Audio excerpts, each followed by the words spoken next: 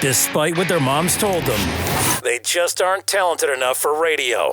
Unfortunately, anyone can have a show these days. Sean. Well, I'm pretty hard to figure out sometimes. In fact, I can't even figure myself out sometimes, so don't you try to. Joe. You're an idiot and really a disloyal person. This is the Cuse Militia. Now, those two unapologetically biased orange-blooded homers, Sean and Joe. It's the most bullshit thing I've seen in 30 years. Welcome, orange men and ladies. Happy Saturday. This is the Cuse Militia with Sean and Joe at Cuse Militia on the socials. Go there. Join the militia. We're back. Welcome us back, will ya? Welcome back. Thank me. So, some news has happened since we were last here. No, we're not changing the intro. I have no plans on changing that intro anytime soon, by the way. Yeah, sorry about the delayed beer crack. I'm a little rusty, like the football team. Like the quarterbacks. Specifically. Ride the pine. So, yeah, that wasn't great, Joe. It wasn't great.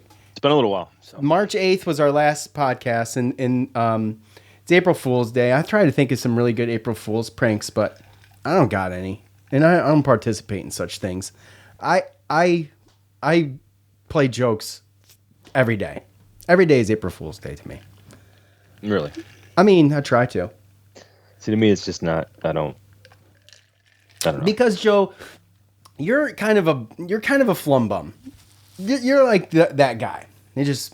You know, sometimes you got to catch Joe in the right mood for him to be playful and fun. He's got to be in an extremely good mood. Like, he can be in a good mood and still not be joke worthy. He's got to be in a really good mood to be joking that's around. Not true. That's somewhat true. Somewhat true. When I got something on my mind, or that I'm trying, focused on doing, then I'm serious. You're a little too serious. There's time for some. Yeah, pretty much. So, it's been a minute. We're back. Last time we were here was March 8th. We're talking about Coach. Obviously, that ended that. So we'll get into a little bit of that.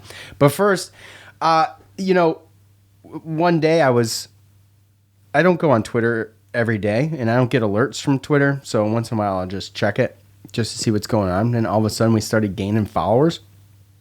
And I was like, what the hell is going on? I couldn't figure it out. And then Cuse Waterboy sent me a text that said, Big Game Boomers named us the number 1 Twitter account for Syracuse sports. I was pretty proud of us for that. I was proud of me for that. I really was. Yeah. That's pretty cool. So, anyways, thank Big Game Boomers. They follow us, so they're not scared of our content. We keep it real. Obviously. Yeah, right? So kudos to them. I believe like Jay Billis was the number 1 for Duke. So, I mean, you got to put it in perspective, right? I mean, yeah, it's probably different type of competition depending on what school you follow, right? But yeah, I mean, what was the number 1 Twitter handle for Syracuse news or something? For basketball news or something? For basketball season. Yeah. For the basketball season. Cuse Militia was the number 1 account for Syracuse during the basketball season. And Jay Billis was Duke. And there was a couple other kind of big names on there. And I'm proud of that list. That's pretty cool. And we don't accomplish much around here, damn it. We've been stonewalled on sponsorships. Big Game Boomer giving us a little bit of a shout out. It was I think that pretty just fun. says a little bit about Big Game Boomer. That's all, because that's what I'm thinking. I'm saying it's probably a personal opinion type thing, right? I mean, I don't know if they just go by followers or if there's actually like some type of investigation into who actually gives good news. We actually don't hold the most followers for a lot of the Syracuse sports accounts, for Syracuse basketball accounts. So if you start thinking about individuals, there's plenty that have more than us. Yeah. Well, I'm sure that there's plenty of other individual platforms that would immediately eliminate us from that list. Yes, absolutely. Absolutely. We're used to being in that group, in fact, and that's fine. That's why this was so surprising. Yeah, exactly. So shout out Big Game Boomers. Yeah, we definitely appreciate that. So I just realized that I wasn't recording on the mixer, but I am recording on the backup, so that's good. Yes. Yeah, so anyway, that could have been a disaster. All right, so let's start with this. Got the big game boomer out of the way. I was sent this bottle of Blanton's single barrel bourbon from our boy Captain Patrick, and you know I've been hanging on to this thing first for a Pitt win, and then for a Duke win, and then a tourney berth, and so it's still full. Okay. So obviously, because we never accomplished any of the things I was going to open it for, so I decided the next podcast we did, I was gonna try this stuff out. So he sent me this, and it's the real deal. And I'm not really a bourbon guy, but I've tried several. I'm gonna measure this thing out. It is a small bottle, but the stuff is hard to come by. And I want to thank Captain Patrick. I really appreciate it. Let's measure this out. It's about, say, a shot and a half. It's a cool bottle, though. I'm going to pour this thing over ice. I'm going to let it sit for a minute. Anyway, thank you, Captain Patrick, for that. This is going down the hatch. Joe, did Captain Patrick ever send you any gifts through the mail? No. No? Oh, I'm sorry. No. Hey, look. What? Like you've said many times before, I just show up and talk. That's it. Basically. I mean, you do all the heavy lifting, and I do appreciate and let you know that I appreciate you for that. You do. You do a lot of the Twitter stuff, which is why Big Game Boomer and being named that pretty much is your W. I mean, I'm happy for us. Well, we're a team. We're a team. But you run the. I mean, let's be honest here. Yeah, but Joe, my Twitter skills aren't that great. Mostly just. I mostly just say stuff. I spew nonsense sometimes, and sometimes I spew truth. The truth really hurts people sometimes. But other than that, I'm just a live tweeter during games. That's it. So, and most of that's nonsense. Yeah, but you hit up news too. You know, you make sure that when stuff comes up, everything's good. I try to. Yes. You've been one of the main guys that is, that in the past has been communicating with a lot of our followers who DM and, do the messengers and stuff like that. I mean, if people didn't know, if Cuse Militia answers back, you're pretty much 98% of the time talking to Sean. And on top of that, bro, I mean, you take the time to literally stream these games and point your phone toward it so people can watch these games. So, I mean, look, if there is either one of us that is deserving to get anything from any fan sent to us, that is you. Well, Joe, that means a lot to me. Thank you. I'm humbled by your humbleness. Thank you. So April no, I'm just joking. no, that was sincere. That'd have been good. That would have been good. Those games. So, all right, since we've been gone, I got the Blantons poured. We talked about all the nonsense.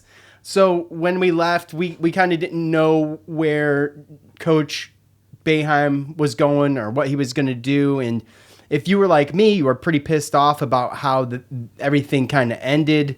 And even during his press conference was kind of vague. He just kind of mentioned that, he hopes to be. So they made up a position for him. So he's going to stay connected as the special assistant to the athletic director, which is a long, unnecessary title, but I don't care. It keeps Coach within arm's reach of everybody, and that's going to help with recruiting and all of these other things. And I expect to see him at plenty of games. And obviously, he's a guy that wants to stay connected with that team until, like he said, you would have to carry him out of the dome in a casket. I mean, and that's probably how this thing's going to end, right? So, I mean, I envision him being like Sister Jean, until he goes he's going to be to the games. He's going to go with that's how I envision it. He's just he bleeds orange, and I feel like he's going to be part of that school until he is no longer. Yeah, think that's how he wants it, and probably would have. He doesn't plan on moving. No, and with that said, some of the dynamics with the retirement, and admittedly so, I was very skeptical of maybe losing to Boeheim and wondering what was going to happen. Coach Autry stepping right in and being able to keep some guys, and we'll talk about that. And I remain pretty optimistic, I feel like, for next year right now. As of right now, I mean, I don't have expectations, but I'm optimistic. A couple of the questions I think that are still hovering is Gerard's case, Jesse's case, and Judah's case. Gerard's entered the transfer portal. He's got one more year of eligibility. Jesse obviously has a number of options. Don't see him transferring, but maybe going overseas, right? He's got another year of eligibility. Judah, obviously, as a freshman, has all kinds of options. He's testing the waters. So for Gerard, there was a lot of criticism for Gerard. I think it was kind of a rocky relationship between the fans and Gerard through the 4 years that he was here. Some inconsistencies. He was hot or cold, or, but at the end of the day, this guy's entered the transfer portal, and he's got some serious offers, including Pitt and Clemson. And those are my top two for him not to go to. And my top one is Pitt, actually. And I would just be floored and absolutely, I would be totally disappointed if Joe went to another ACC team.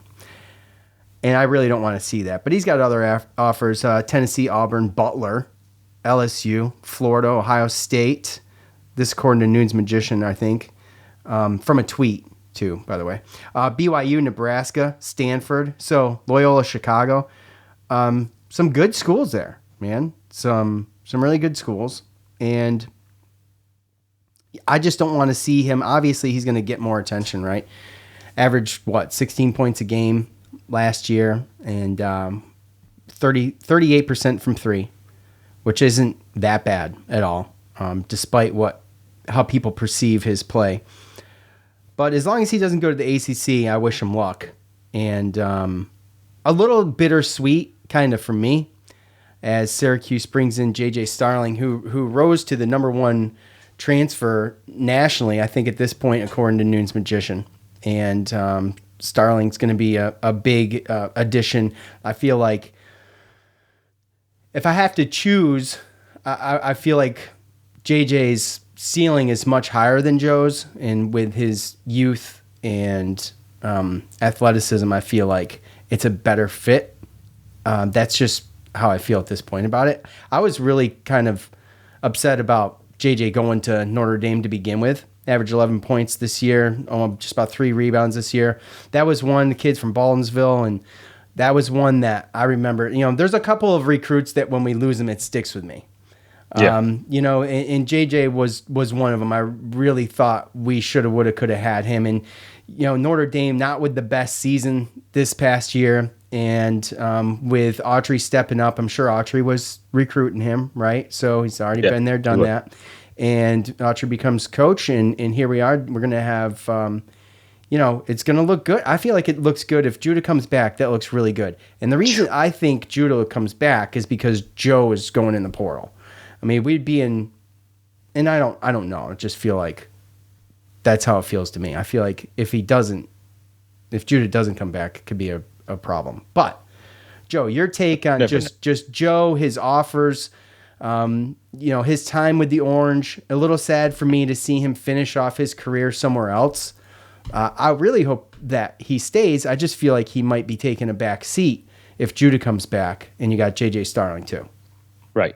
And that's realistically probably that's what's going on. I mean, we don't know exactly what happened in the offseason, but these coaches, Autry, he's got to come in and he wants to make a statement, and he wants to think all of these assistant coaches always have their little things that they might talk to the head coaches about, but ultimately it's the head coaches, it's their decision on what they do. So he wants to make a splash, and that he's having these conversations with these players about their intent, what they want to look like. I mean, when we look back at it, what was it, 2 days? 2 days after Autry was named head coach, 3 days, and J.J. Starling was already, and John Bull, he put his name in the transfer portal, opened up a scholarship. J.J. Starling came over. So, of course, Mike Bray leaving Notre Dame, made that a little bit easier. But I think J.J. did want to go to Syracuse, and I think the reason he chose Notre Dame, and it kind of looks this way, is because Jim said that Joe was going to start. Mm-hmm. I think that Judah and JJ, I told you that I heard some chatter that they were seen together in Miami Beach, like hanging out and stuff. I think they're friends. I think they wanted to play together, and I think the reason they didn't last year was because Boeheim was going to start Joe, and JJ wanted to start. You look at the 247 Sports, they got the rankings for the transfers. They had They have Joe Girard ranked as the 20th transfer. So all these Joe Girard haters and stuff like that. I mean, you already went through the names of the teams and everything like that. There's places for him. There's spots for him. Now, of course, we don't know what those conversations from those teams are, I'm imagining some of those teams are probably talking to him like Autry did about, this, if you come here, this is going to be your situation. You're going to come off the bench. You're going to come in. You're going to, get 20, 25 minutes, and you're going to be able to shoot. And we expect you to bring some scoring. But I don't know if that's what he wants. I think that's why he went to the transfer portal, because he wants to, in his last season, go to a team where he starts and he gets to show, all of the things that he can do. Maybe go to a team that's got. I think like Butler looks like. I mean, I feel like Joe would fit good with Butler at Butler. Yeah. And I mean, honestly, to me, go to a team where they got more offensive balance, where you're not going to be the main guy, where you're just running around and their best defenders chasing you and you're getting doubled. And I mean, it was hard for him, and other teams made it hard for him because they knew that we only had so many options on offense. He goes to a team where he's 4th, 5th, coming off the bench. Then he's going to be forgotten about sometimes. He's going to be able to make some plays. So I do see, sometimes just places and situations, they just outgrow people and places and stuff like that. And I just think that, as bittersweet as it is, I think that it's better off for him to go somewhere and finish his career instead of in his 5th year coming back on his COVID year, taking a back seat to somebody else coming in and playing less minutes.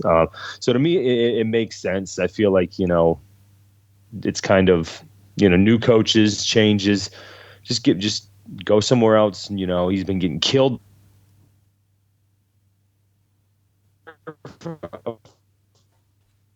Go somewhere where a fan wants you. Go somewhere where fans are like, oh, I'm guarantee you wherever he goes, these fans are going to be like, oh, man, this guy scored. He was 5th in scoring in ACC. He could shoot from anywhere. You know what I mean? Yeah, if you had a guy like Joe Girard eyeballing your school, you would be happy about it. I mean, he's a talented guy. Just he wanted to be here bad enough to where maybe he knew it wasn't the perfect fit or the greatest fit, but he did what he could anyway, right? He was getting the minutes. He did get to showcase. But just the style, I don't think fit him as good as it could somewhere else.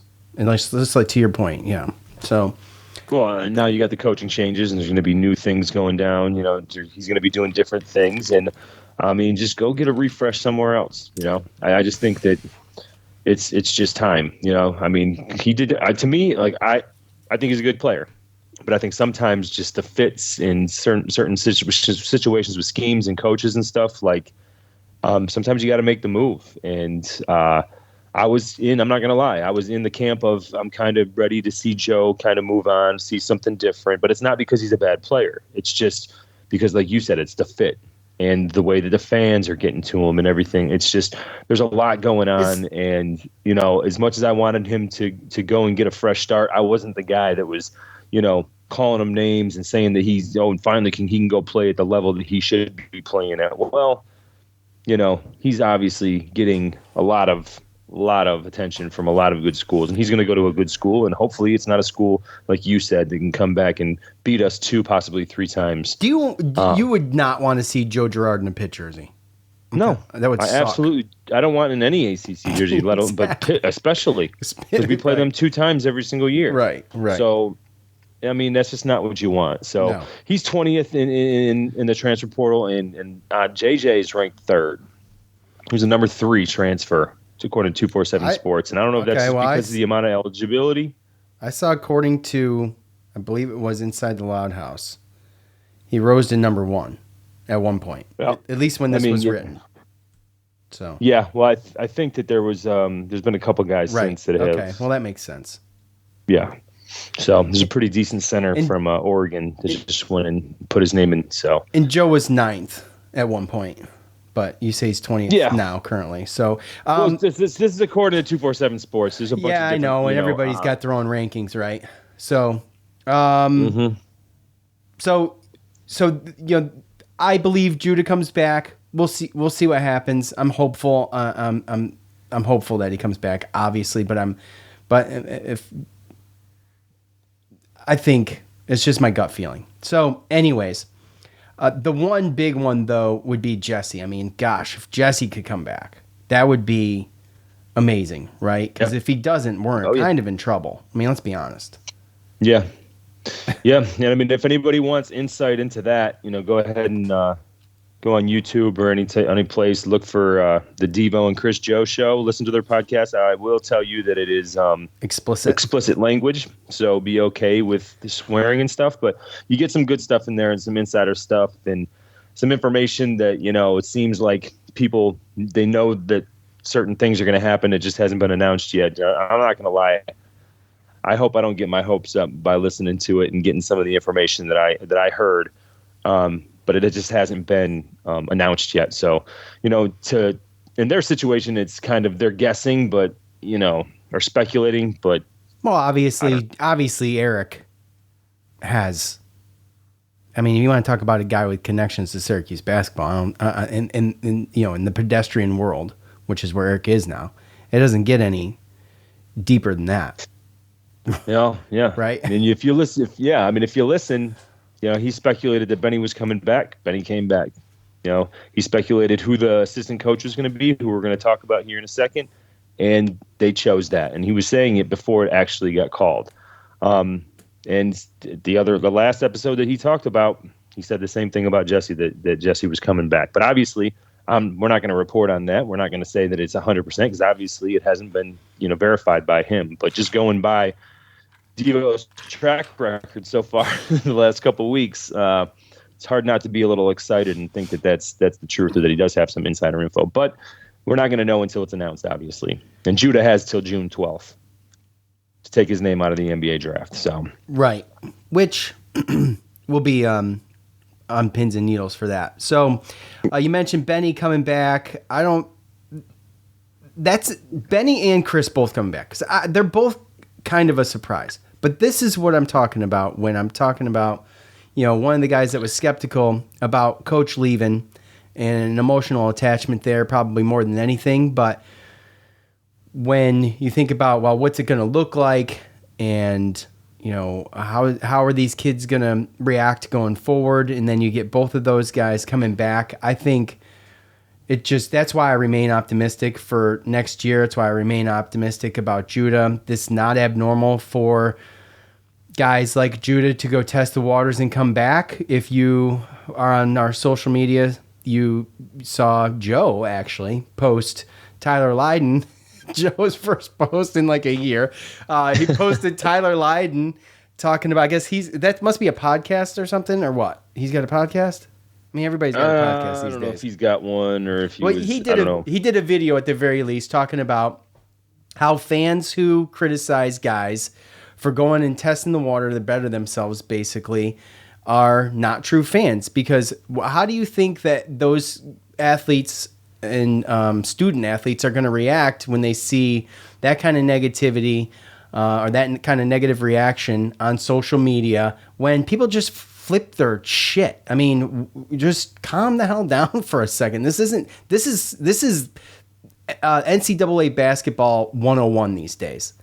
If you're on the cusp or you're a fringy NBA guy, you're going to go there, you're going to practice, you're going to talk to people, you're going to get guidance, you're going to get looked at, you're going to get evaluated, and you're going to take that information, and a lot of times you're just going to come back.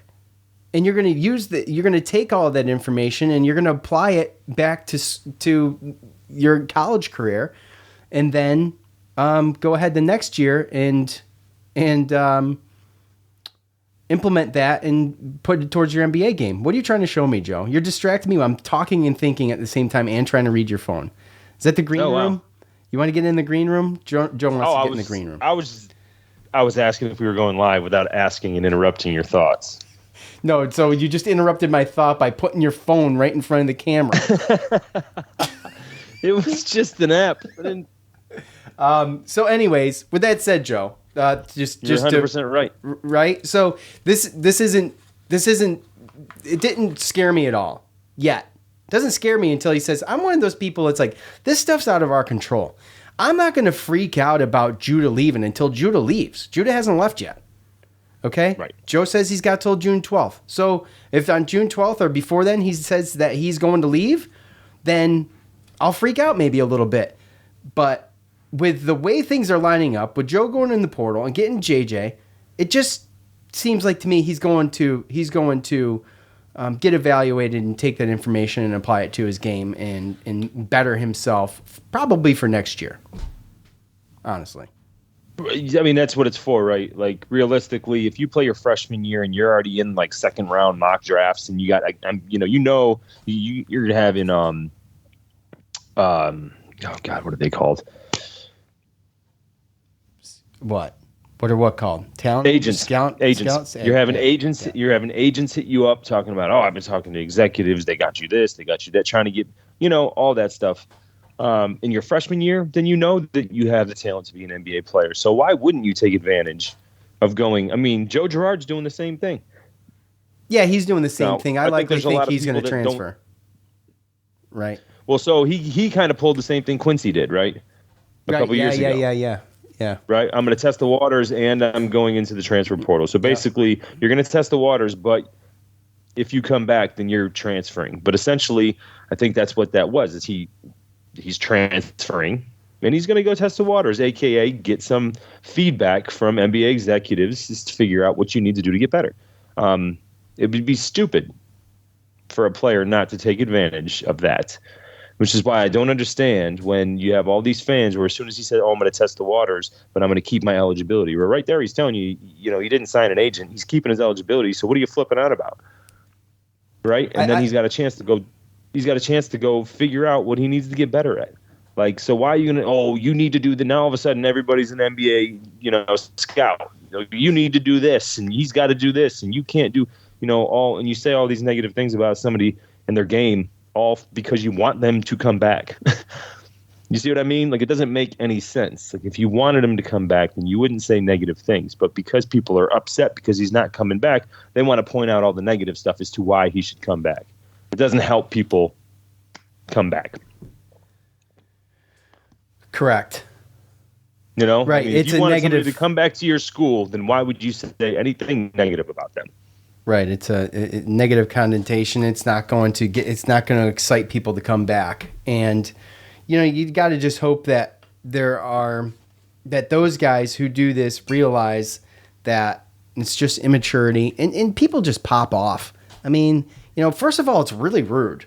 It's really rude. It makes the whole fan base look bad. It's rude. Oh, 100%. It's rude as hell. How many options can you go there, right?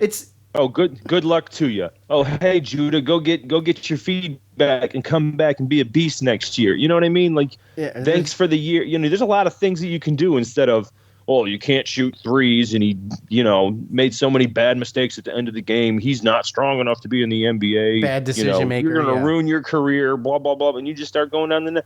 Why? Because now, if he gets an agent and he goes to the NBA draft, then if you want to trash him, then trash him. That's up to you if you want to do that. But come on. I mean, you want him back, right? I would assume. I don't know. I don't know why any issue fan would not want him to come back. Oh, absolutely. And it's kind of like the Joe thing I somewhat understand, but there was a tumultuous relationship between Joe and the fans too. And my biggest criticism of Joe, I think, is that he never changed his haircut in 4 years. It's the same thing. Like, do something else with it. That's it. If you didn't notice, he's a very routine based. I mean, yeah. Yeah. Yeah. All day, just pretending like he's shooting ghost jumpers. You know what I mean? Like he looked like he wore the same type of socks, the same type of shoes, had the same haircut. He never changed in 4 years. His appearance never changed. Nothing about him changed. I think he got a little bit stronger. Possibly. And, he really wasn't that bad this year. Fifth in the ACC in scoring. I mean, that's pretty damn good. 20, the ACC is pretty stout. Top 20 score in Syracuse history. Yeah, and he did break that too. Break that barrier into the top 20 too. And seriously speaking though, the biggest criticism I would have for Joe is the inconsistencies. And I always compare it to Trevor Cooney because that was my biggest criticism of him too. It's just inconsistent. But anyway, I would still take him back if he was willing to play a kind of a shadow role to Judah and JJ. But anyway, so Chris and Benny coming back, Joe. How did they improve? Now we know Chris has got. They're both talented guys, but Chris was super impressive many times during the season as a freshman. And if he can get in there and get a little bit better, I mean, I think the sky's the limit for him. As far as Benny goes, again, just inconsistency, and I feel like it makes total sense for him to come back and keep working on it. But I like that Chris is coming back. Obviously, I think we all knew there was not going to be any rumblings of Malik Brown, but they could use a little help there, I feel like, too, right? So we got to get in the portal for another forward, or what? What are your thoughts on that? I mean, I know they are. They are. Well, I mean, currently right now you're looking at a situation where I think we're looking out and we're reaching out to people to kind of see what our options are. But I don't think you really know what the move is until, I mean, we have one scholarship right now available. So obviously if Judah comes back, if Jesse comes back, well, then you're talking about a situation where we could help we could use some help in the forward situation, but we do have to understand what we're doing at the same time, right? Yeah. Like Malik Brown, he's going to expect to get some type of playing time after what he did last year. Totally agree. So if we bring somebody in to go over him or to go over Benny, I mean, I have to imagine any type of legit transfer that we're going to get is going to be somebody who's going to want to come in and start, right? Or play. Yeah, I would say start. You don't go in the transfer portal to not start. Unless you're talking about a true freshman, maybe that went in and just didn't like his, still needs to develop, but just maybe think there was a coaching change. Maybe there was something like that. There's not too many of those, though, I don't think. Do you think? I don't think so. No. Probably not. But with that said, though, I think most of the guys that are going in, if we're going to pull someone out of the portal, they're going to be expected to start. And that's a bit JJ. Of a conundrum. Yeah, exactly. Right? Exactly. JJ. Sure. I mean, yeah. JJ, he was told he was going to start. Absolutely. So what's the move, right? Yeah. Does Joe leave? Is Judah not coming back? We don't know. But and they got their feelers out there on more than one guy, I'm sure. But there's Zach Hicks from Temple. He's a 6'7" forward. If everybody comes back, I guess this is a possibility. The one thing about this guy is, where is it? It's 338 of 500. Of his shots from behind the arc. 78%. That dude, how is that even possible? No way. Huh? 78%. In his 2 seasons at Temple, 78%. 388 of 500 of his shots came from behind the arc. So so that's not made. I'm sorry, that's not made. So that's how he shoots. He's in the past 2 years he's shot 78% of his shots from behind the arc. Yes. So anyway, he averaged 8 points a game and 4 boards in about 21 minutes. This is according to Inside the Loud House. So yeah, Neil Adler. But I'll tell you what. I mean, I'm worried about this last scholarship we have in the transfer portal and all that because you have to wait so long. No, I think that look. We don't know if Jesse or Judah are coming back yet, right? Correct. Now, Joe had to go because of playing time and stuff like that. But also, if you bring in another guard, I mean, is that basically them saying, well, I mean, Judah's not coming back? Or is it a guard that's just going to come off the bench and shoot threes? Maybe Hicks is okay with doing that. But then what does that say to Copeland? Does Copeland come back? I mean, and that's realistically this new era, what you got to worry about. Bell's coming back. Benny's coming back. Like I said, Malik Brown played good enough and should be expecting minutes. If you bring somebody in that just puts them all to the bench, including Justin Taylor, then what do they do after next year? Well, right? What do you do with the one scholarship? I think if everybody comes back, you maybe look towards. I mean, you're looking at. I mean, you could fill almost any position with that one scholarship, but it's not a starting position. That's the problem.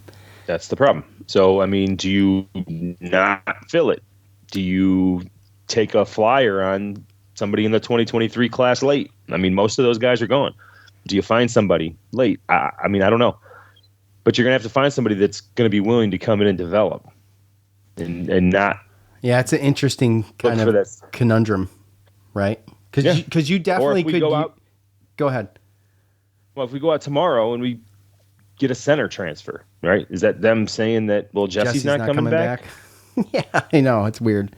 Or you say means we have another one, right? Right. Or you're waiting till Judah, who is likely going to be the last one to make a final decision, I guess. Doesn't have to be, but that's the big one, I think, that and Jesse. And we haven't heard a peep out of Jesse. And like you said, Eric Devendorf seems to be pretty confident that Jesse's coming back. Now, I don't know if that's a bulk or what, or if he's just getting over his skis. But me personally, I would tend to believe if Eric Devendorf's pretty confident about something, I would tend to believe him.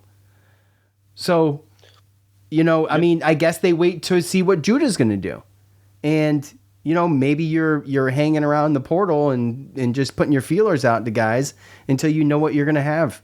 And then, maybe by then it might be too late. Maybe then you can find a developmental guy like you're talking about.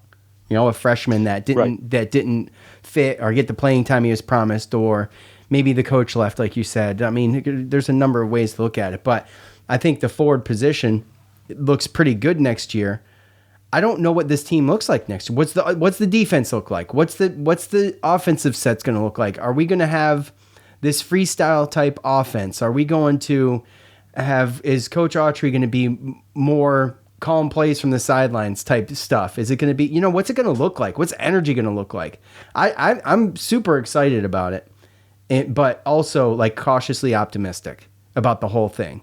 And, with as much time as we have to really know what we're looking at for next year, I still remain pretty positive about what we got and how it looks in returning as many people as we are. It's going to be a seasoned team. I said it 100 times throughout the year that if we can get this team to come back, then the sky's the limit for them, Oh, yeah.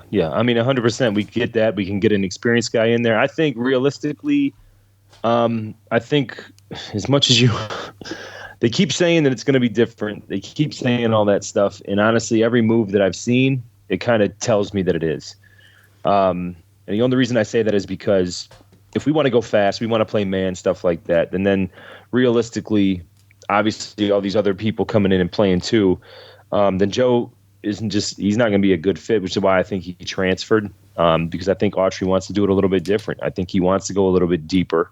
I don't know if he necessarily wants to slow the game down. I think he's going to use the 2-3 zone to sometimes be able to just jump back in and slow people down and throw them a little, different defense to kind of get them going or whatever. But, I mean, I think we're going to be offering a lot more playing time because Benny and Chris Bell don't stay, and then we get J.J. Starr. I mean, I think there's going to be a lot more pressing, fast-paced, man-to-man, up and down. I think that they're going to be subbing more. I think there's going to be more minutes to be had for the people on the bench and probably less minutes than the starters. I mean, how long are you going to go with running 5 starters at 30, mid 30 minutes? Yeah. I mean, that's just hard. That's just hard to do. It's definitely hard to do if you're playing more fast-paced. I'm a big fan of the fast-paced. That's what we grew up with. That's what it used to be. Fast-paced offense, the running, gunning, the fast break stuff, defense into offense, like the old school Syracuse vibe. It's been missing for some time. And Autry was in one of those teams. So, You know what I'm saying? So, I mean, he knows how to do it. He was there when they were playing like that. Yeah, exactly. He was right after Coleman and all them. He played with Billy Owens and John Wallace and Lawrence Moten. He played with those guys, and that was... Wasn't he with Hopkins, too? Was he with Hopkins? Yeah. Mm-hmm. So, I mean... around that era, right? That was the golden age for me, Syracuse sports, despite the 2003 championship. That was what I grew up with. And that's what when I say I bleed orange, it stems from that era. Mid to late 80s was what I remember as a kid and how I would signature Syracuse basketball as would be that. I remember Lawrence Moten was mine. Yeah, the high socks and the high socks that became a trend too. All as kids throughout Syracuse. My brother did that. Yeah, I mean, you're what, 3 years older than me? 3 or 4? 4. Yeah, so that makes sense. You remember a little bit. I vaguely remember Adrian Autry, vaguely. But, I mean, it was Lawrence Moten and then into that 96. Derek Coleman was my first, favorite athlete. Yeah. You know what I mean? Yeah. It was a beast. See, now I remember watching Nets games with my dad because my dad loved the Nets because he liked Drazen Petrovic because he was from the same country that my grandfather's from. And then Derek Coleman got drafted to him. So we used to watch the Nets. I remember watching the Nets in the NBA when Derek Coleman was playing and they had Drazen Petrovic. So I remember that portion of it. So that's when I started remembering and watching basketball like that, was when Derek Coleman got drafted and right after that. And I just missed Lawrence Moten. I just missed the Pearl years. So, I don't ever remember Manly Fieldhouse Live or anything like that, unfortunately. But, the videos last forever. That place was a, you want to talk about a loud house. You want to talk about a loud house. You want to talk about a rowdy place. I say we go back. Let's do that. That place, don't have that. They don't have all that empty noise or that empty space. Yeah. They're on top of each other in there. That place was electric. My gosh, they crammed him in there too. It was awesome. To go back and watch those teams play in that arena, man. Oh my gosh, what I wouldn't give to get a glimpse of that live. Good night. So, anyways, Brendan Strawn, he's been named assistant coach by Adrian Autry. He comes from George Washington. He was recruiting Autry's son, Trey, to George Washington. He's spent some time with Jim Larinaga on Miami staff. So, a guy from the Delmarva area, right? From Maryland, correct? So from what? Delmarva. He's from Maryland, correct? DMV, right? Delmarva. We call it Delmarva okay. here. We don't do that. DMV. It reminds me of, obviously, the DMV. Anyway, and look, that is a route. If you have a route there in that area, in the tri-states area, that's kind of a big deal. There's a lot of talent comes out of that area, right there. And I don't know much about Brendan, but, obviously Coach Autry has some faith in him, being that he was recruiting his son and things like that. So, and plus, who doesn't love Jim Larinaga, who bought a Final Four team this year? You know what I'm saying? So, he spent some time there. That's Coach Boeheim's doppelganger. What? Come on, what was it? You didn't like that? No. Okay. That's fair. It's fair. Bought a Final. They got a lot coming back from an Elite 18. They just got a couple transfers. I know. I'm a Miami fan right now. I'm rooting for Miami. Okay. So I feel like UConn's got this thing in lockdown. And I think the only ones that are going to spoil it is Miami. But anyway, I just gonna add that dig in there because I thought that was ridiculous last year. That's all. Or this past year, I should say.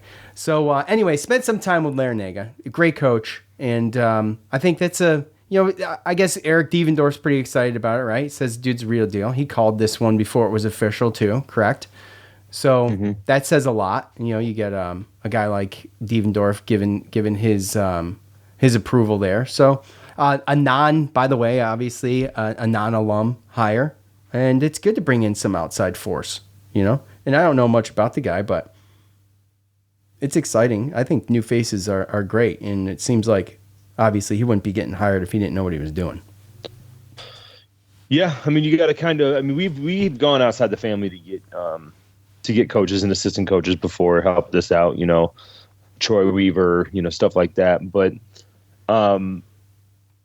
just the fact of just where he's come from, he played him, like you said, played in Baltimore, coached in Baltimore in the AAU circuit. He's coached AAU kids that are still in college.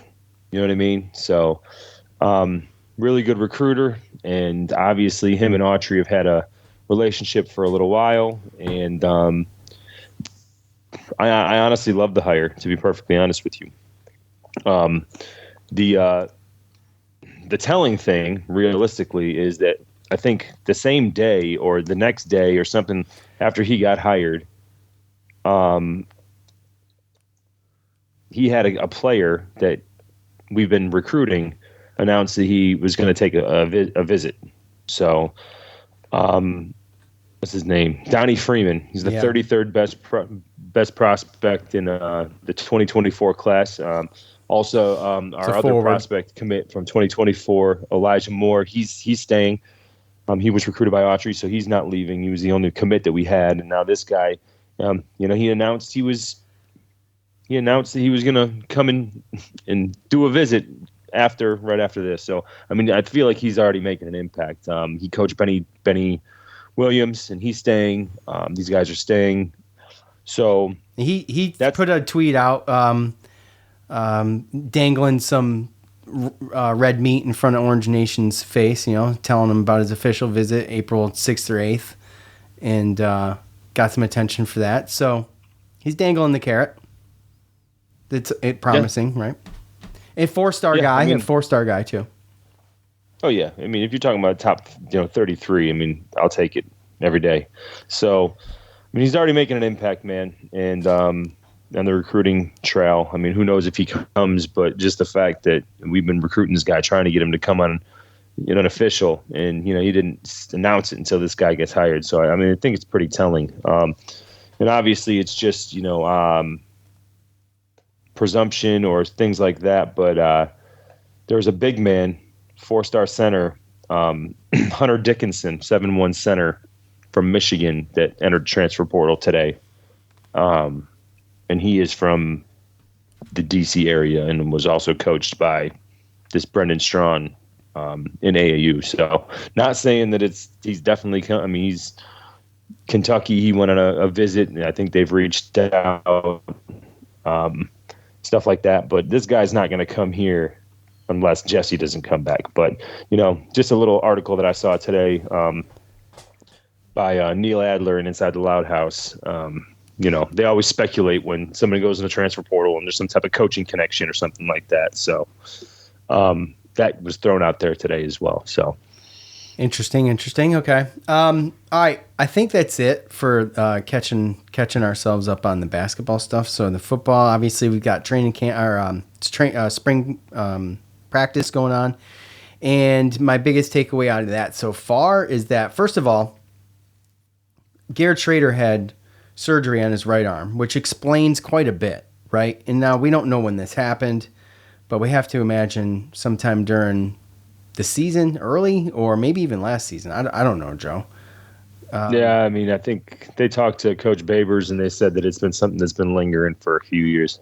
Okay, a few years even. Maybe it could have been before he even came here then, if that's the case. Yeah. So something that he can rehab, and it gets better for a little while, but then after like physical therapy, many throws, it starts to yeah. So he's probably been dealing with that ever since he's been here, and it explains some of the inconsistency in the throws. And when he was spot on at the beginning of the year, and then it kind of started to fade a little bit. Obviously, it's probably attributed to maybe the wear on that arm, but he's got the surgery done and over with, and he's just not going to be able to participate through training camps because he's going to be doing the rehab on that, but he will be ready for the season. And with that said, obviously Del Rio, Wilson, and Justin Lamson are getting the snaps during practice, and I think there was a couple safeties. They were I think they were doing some drills trying to get out of the end zone at like the 2-yard line, and it was not impressive to coach. And I believe he said some out of character things. I saw a quote, something about like, we need to stop this shit or something, clean this shit up or something along those lines. But, look, is the defense holding that strong? Is the offense that rusty? Is it a combination of both? I gotta imagine it's maybe a combination of both, but Just not a lot of stuff coming out of there, but I guess that's some news. Also, I did see, who are these twins? Are these guys twins? Yeah. They are twins? Where the hell did I put this? Trayvon Dye and Trayshawn Dye. They're from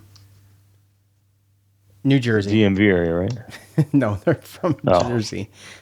They're from Jersey. One's a running back and one's an athletic position, right? So both 3 stars, I think, by 247, and this is for next year. But a couple of verbal commits there.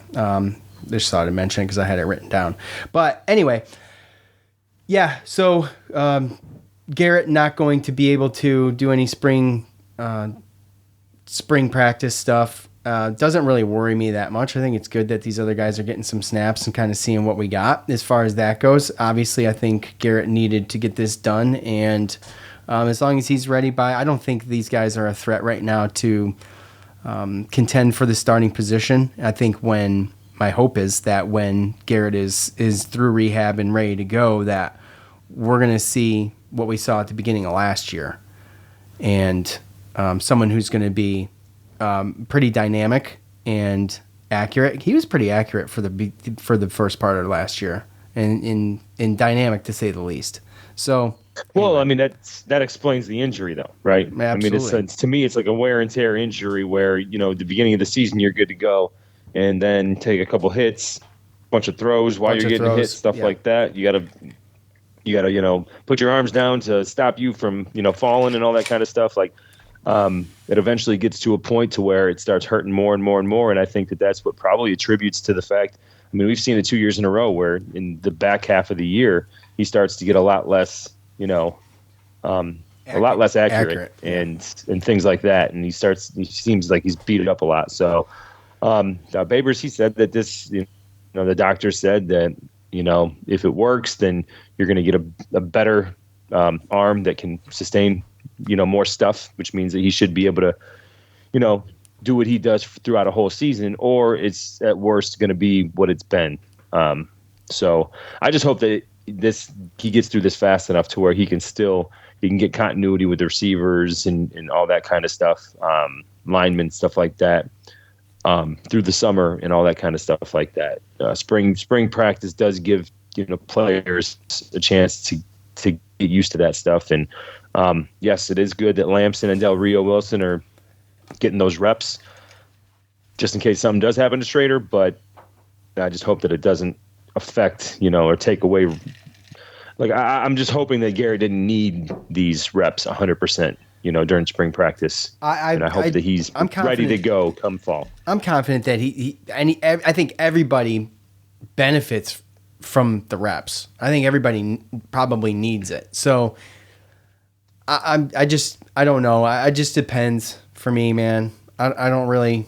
I got to get a 30,000 foot view of this football team before I even start speculating about that. There's just so much to it, There's so many moving parts, and we're not getting a lot of information. I mean, no. You know what I'm saying? So I have no idea. Kind of left in the dark. I remain optimistic as I always do, just because we've seen the guy and we know what he can do. I mean, it's not his first rodeo. It's going to be his 3rd year. And, you got to imagine just the professionalism alone is going to be able to carry him through. But what's the team look like? I mean, that's my biggest All the other guys got to get their reps too, right? Yeah. So what do our running backs look like? We don't even have all of our commits in there. We're replacing some good players. 3 players got invited to the combine, and Mikel Jones, I heard, did really good in his pro day. I think that we're starting to gain a little bit of traction. It's tough in the ACC with some of the players and some of the teams and some of the ways our schedules have kind of gone. But this is the first year ever since Babers has been here, since all 32 teams came to the pro day at Syracuse.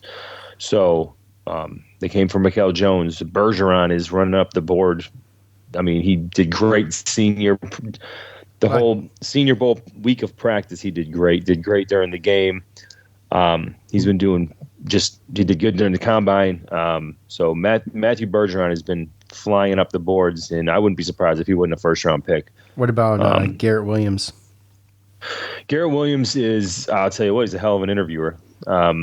He's had his, he was just on, I think, what was it, the NFL Network? They had some type of show on, and he was in there the other day talking about how he's going to come in and he's going to take the NFL by storm, and saying all the right things. I watched the interview from the spring, not the spring, but the pro day, and good. I mean, he's a great interviewer. I'm thinking that a lot of the teams are going to like what they hear, and they're going to like his tape. It's just obviously how do they feel about that ACL coming back? He hasn't really run anything. He hasn't ran the 40s and everything, but he has assured teams that he's going to be good to go come training camp. So, but he did show up and he got 19 reps at 225 as a corner, almost got 20 on their pro day. And if he would have done that at the combine, because I don't think he did that at the combine, but he would have been the cornerback with the most reps in the bench press. So everything that he can work on and can do, as far as interviewing and upper body stuff, he's doing very, very well. It's just obviously he can't be out there running and doing all those types of drills and stuff like that. So, all right, let's go to Dom, delivering mail in the rain in North Carolina. Dom, unmute yourself and say your piece. Hey guys, how you been? Great. How you been, buddy? I'm good. How's the weather where you guys are? Well, it's about the same as what you got, except for 72 cloudy and very windy, but I don't have any rain here. Ditto. Yeah, we got like 79 and it just stopped raining. My son's he's over your way for some reason today, hanging out with some friends, Joe. And yeah. So anyway, good to hear you guys. Miss you guys. I've been just being a nerd and listening to the Star Wars podcast because, That's desperate right there. Yes. I mean, I watch the shows and then I listen about somebody else watching the shows. So it's, thank you for some content on a Saturday afternoon. I don't know what. Oh, no problem, bud. Either be doing that or listening to political stuff and wanting to shoot myself in the face. Yeah, anyway, that's tiresome these days. Yeah. Yes, it is. So I was just watching some of the interviews, and my biggest takeaway, two things.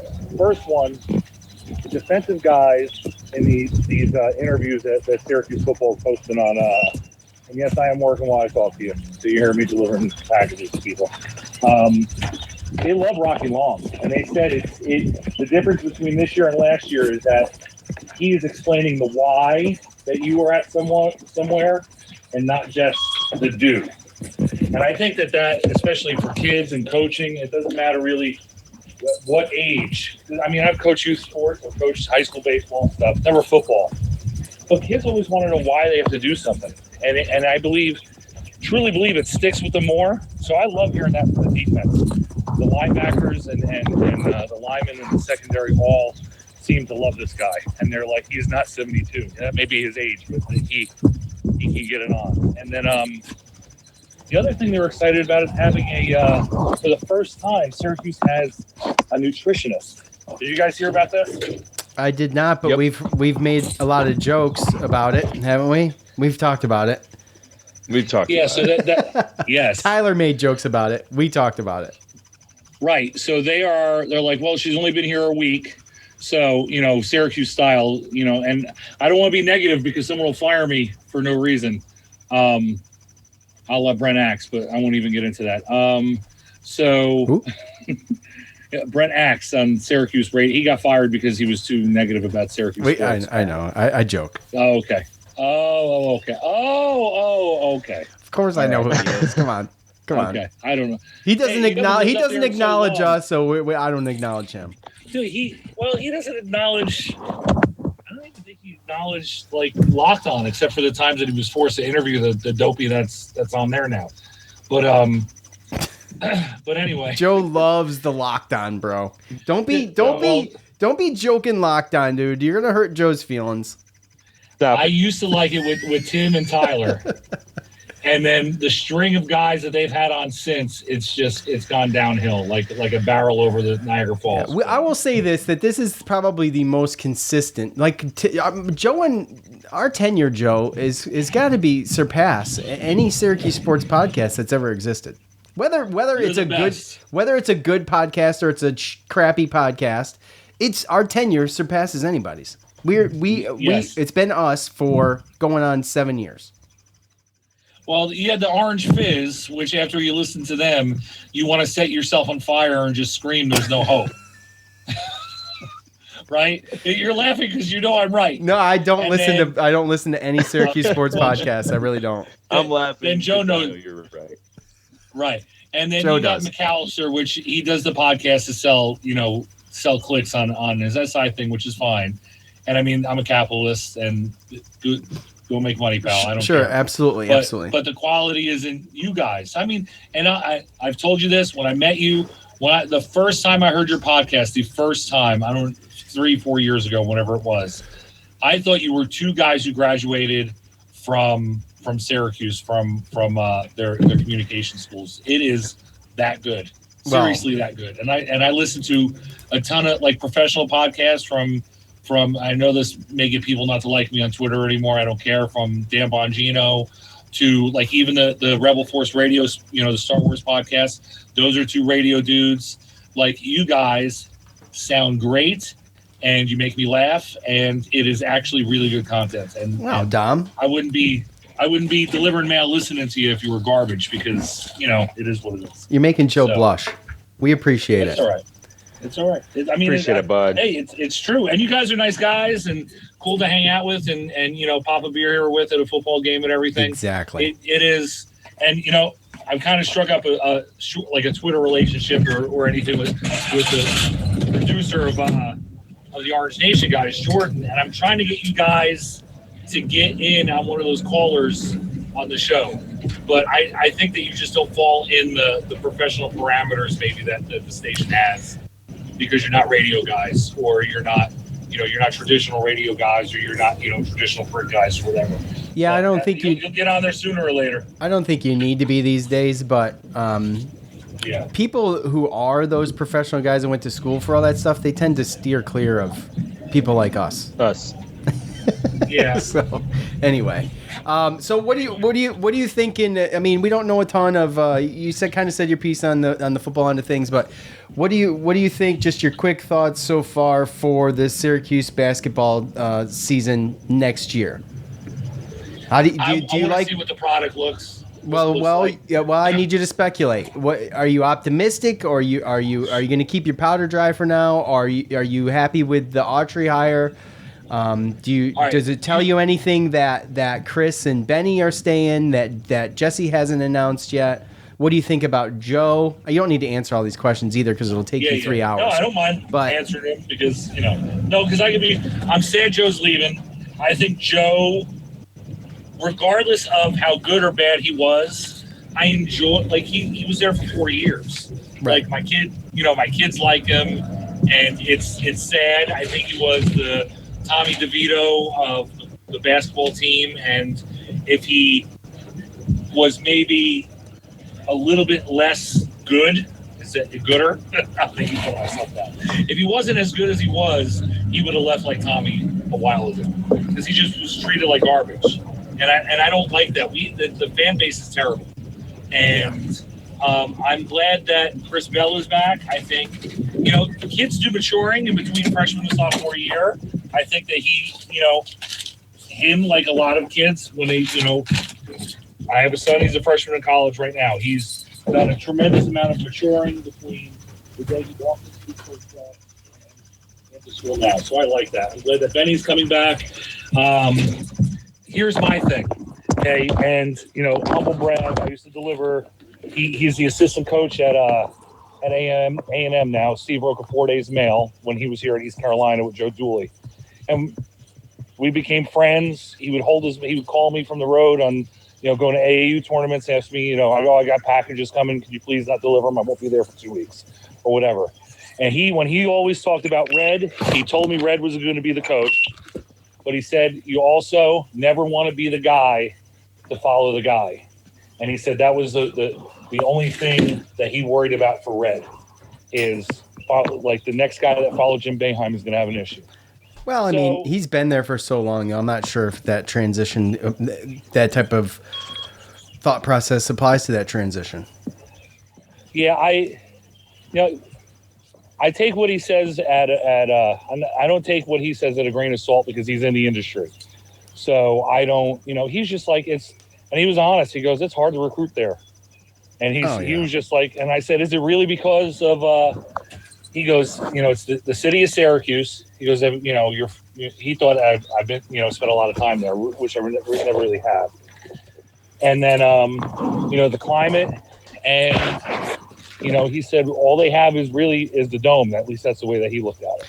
And he goes, it's just a small school and they don't spend a lot of money on stuff. As, everybody knows. I mean, they just finally got the football team finally got a nutritionist. I don't even know if the basketball team has one.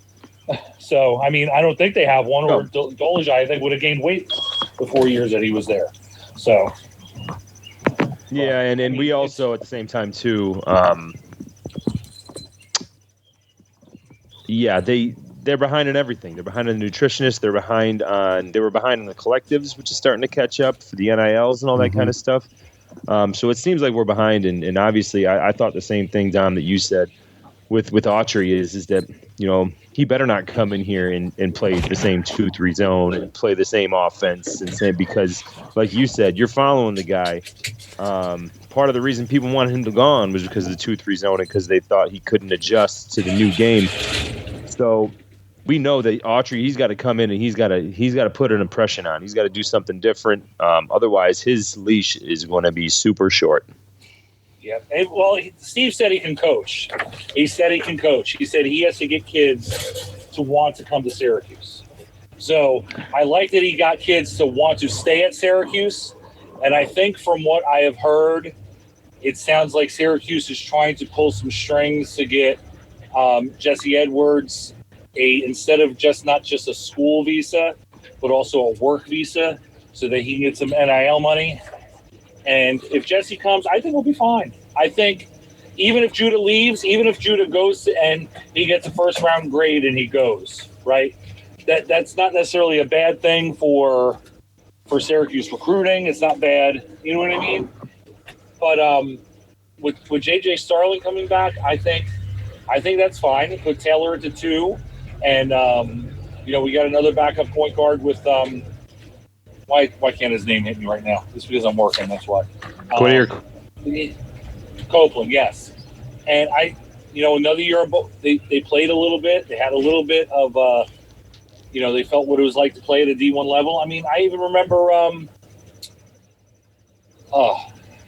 with Michael Carter Williams.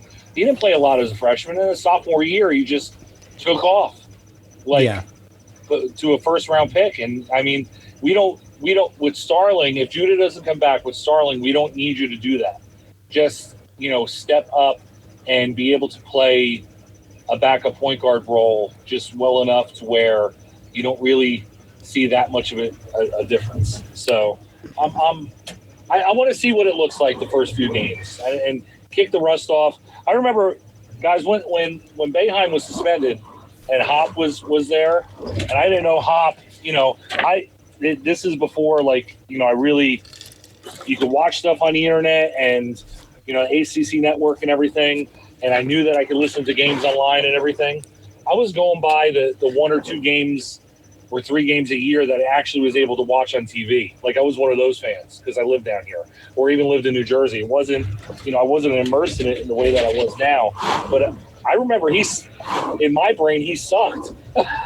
Like, he can't get wins, man.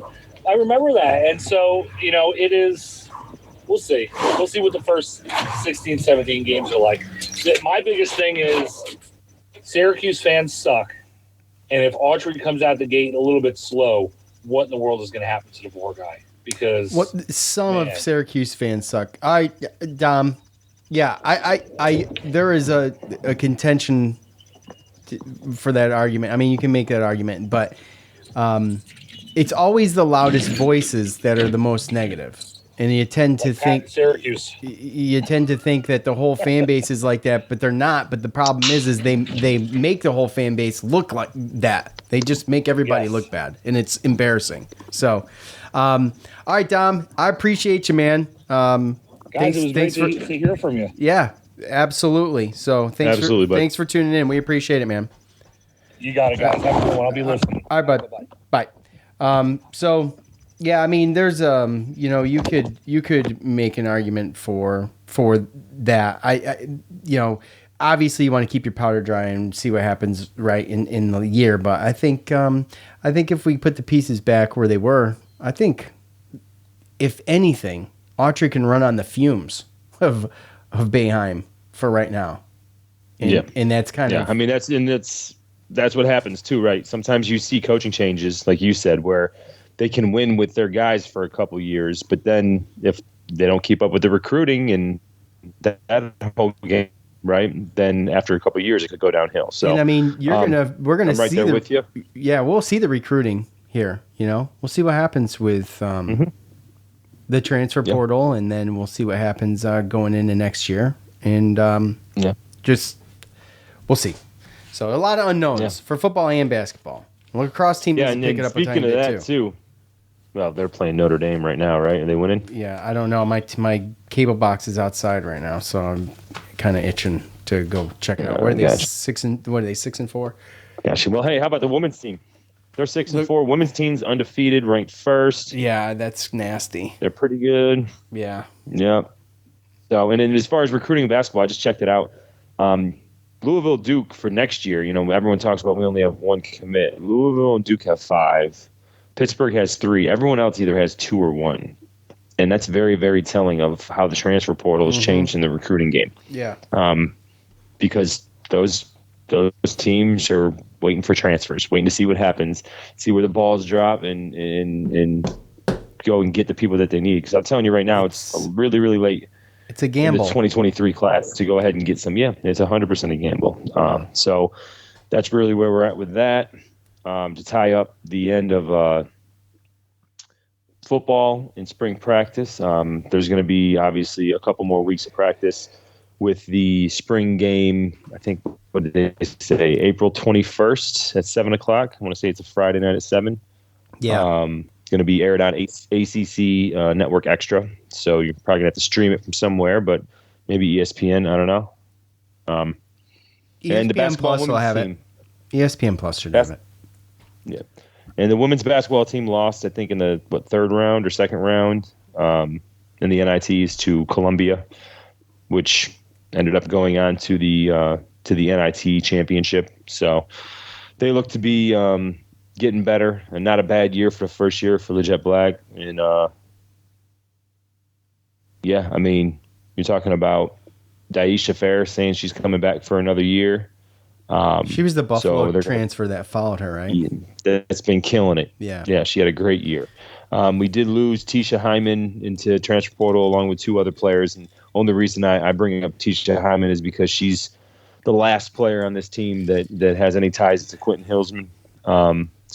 Interesting. Okay. Now, they're going to be going into next year, and they're still going to have their transfers. That Woodley played a really good year. She was another transfer. She was the freshman of the year there at Buffalo that came and transferred as well with Daisha Fair. So those 2 did very, very well. They still got some big, some taller players. They had their incoming freshmen that played good, and they got a good recruiting class coming in. So all in all, to me, I mean, it's looking up. I know the last couple of years haven't been great for these sports, but to me, it looks like it's starting to go up in a positive trajectory. Yeah, and we will see. Maybe that's just me. I don't know. Well, and as news comes out, we'll come back. It was a nice little break. Things are busy. I had work's been insane, and the kids got to be in 3 different places at the same time, and that's difficult. So I was out of town for work this week too. We would have definitely got this thing done earlier in the week, but I was in Minnesota. That place is cold. The place reminded me a lot of Syracuse driving around there, actually. Mm-hmm. It was cold, gray. It's like the Syracuse winter. Kind of made me a little homesick, actually. And I almost died on a plane. I'm telling everybody this story because it's true. There was so much turbulence on this plane, bro. They skipped the snacks and they made the stewardess sit down and buckle up. That's when your butthole clenches just a touch, bro. And I'm not a plane guy. I don't like planes.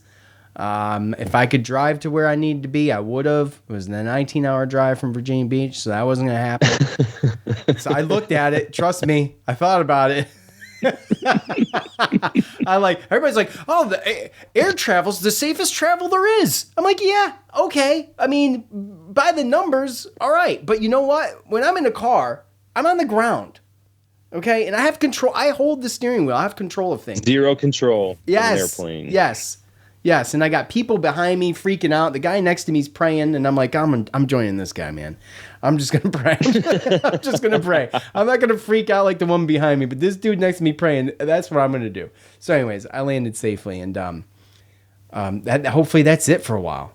Honestly, golly, I'm in a good location, Joe. So are you to travel. Yeah. To really good spots. By car, right? Minnesota, not a good spot. That just happens to be RBA headquarters. Yeah, I mean, I try my best not to go west of the Mississippi. By the way, realistically, speaking of the Mississippi, hold on, I have to cut you off there. I crossed the Mississippi. I had no idea it went up to Minnesota. Did you know that? It's all the way up there. You knew that? Uh-huh. Oh my gosh, I couldn't believe it. I was shocked. I guess I'm an idiot. I had no idea. Anyway. Now I'm a big geography guy, but yeah, it goes all the way up to the Great Lakes. So, yeah. It's crazy, man. I had some turbulent stuff too, man. I had tried. Now, what's worse, doing that or going from here to Germany and being over an ocean? Yeah. Well, I would rather be over an ocean. And I thought I'd rather be over an ocean. I would. Because I feel like you have a better chance there. Okay, you glide that thing down, maybe just fucking, I don't know, man. I don't know how it works, man, but... all I know is we were coming into Europe, and we were over an ocean, and we were in a thunderstorm in turbulence. You could see the lightning. Yes. Have you ever seen Poltergeist? You seen Poltergeist? Yeah. Is it Poltergeist, or is it the damn... It's Poltergeist, I think, where he looks out the window, and the Poltergeist is out there on the wing, and it's just lightning's flashing. Poltergeist. What is it? No. What was it? That was a show, the TV show about different types of weird crap. No, this is Poltergeist. Sci-fi. Bro. No, this is Poltergeist. I'm almost positive. Where the guy's like, there's something on the wing. Something. I can't remember that, but I just remember that the plane had the thing on the wing and the lightning was crashing. Yes, and the lightning was crashing, and I was like, I was looking out the window. I'm like, oh my gosh, this is it. I think the plane's going down. I mean, it was so Twilight Zone. Was it the Twilight Zone? You know what? You might be right. I think you're right. Twilight Zone. Okay, that makes sense. But anyway, yeah, it was that moment. I had that moment without the thing on the wing. I had that moment. I said, the wing is bouncing, and I'm like, this thing's gonna rip off. We're done. That wing rips off of here. We're done. And so, anyways, I hate planes, and I'm a baby about it, and I don't care. I have no shame in it. It doesn't bother me if people call me a pussy because I don't like planes. That's fine. I'll own it. I don't care. I'd much rather drive. I'll take a boat. Yeah, no, I'm right there with you. Anyway, so that's. Yeah, I mean, if we did anything with our infrastructure and we're smart and actually use trains, then that should be pretty, But now, I mean, how safe is a train ride? I don't know, man. I don't know. No, I guess it just depends on if there's chemicals in it. Yeah, I was just going to say, why don't you ask Palestino? When it's not. There's like 2 more this past week. Oh, yeah. See, I'm not a big train guy either. Never been on a train, but I'm not a big train guy. They're great. Again, I believe you. Again, though, I mean, I'd rather. And drive. You'd know this, too. If the people that were in power in this country didn't want you to drive cars to make other people money. That too. Because realistically, trains are pretty good transportation. I mean, I just don't. I mean, they are. I'm sure they are. I mean, a passenger train's totally different than something loaded with a bunch of material. That's much heavier. You know what I'm saying? That's true. There's got to be there's got to be something to that. Plus, passenger trains are equipped different ways, too. You know, but no, it depends on if you take care of your bridges and your railroads. Well, that's true, and it's also the negligence of the people operating the thing. A lot of times, you're just dealing with negligence. So, no. Anyway, that's enough about that. Where are we at? I think that's it. So, an hour and 20 minutes. That's plenty. That's gonna do it, I think, for us. And by the way, and thank you to Dom for reminding us, our boy Tyler. Congratulations to him and his wife Katie on the upcoming baby. So congratulations to them. Absolutely. We will have Tyler on to start the football year. We always do, and we will. For Joe, I'm Sean. We're out. Peace. See y'all next time.